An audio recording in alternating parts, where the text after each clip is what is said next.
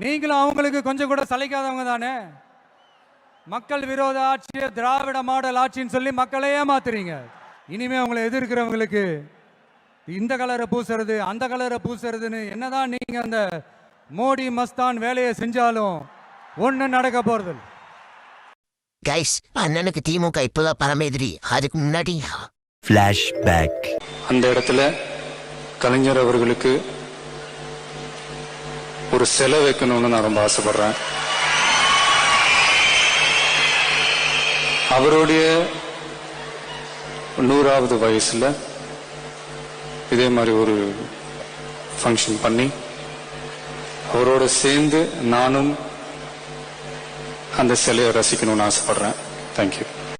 உதயநிதி, தயாநிதி, அருள்நிதி, தமிழ் அரசு, கனிமொழி, இந்த மாதிரி பேர்கள் கேட்கும் போதே இதெல்லாம் படத்துக்கு டைட்டிலாக வைக்கணும்னு எனக்கு தோணும்.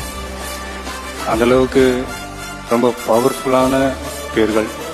இந்தியாவிலேயே பரம்பரையாக பேர் சொல்லக்கூடிய ஒரு குடும்பம்னா அது ஜவஹர்லால் நேரு அவர்களுடைய குடும்பம்.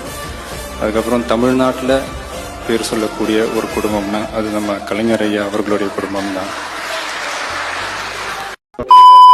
கைஸ், வீடியோ பிடிச்சிருந்தா மறக்காம லைக் பண்ணுங்க, ஷேர் பண்ணுங்க, மறக்காம நம்ம சித்து சிபிபி சேனலை சப்ஸ்கிரைப் பண்ணிருங்க. டாடா.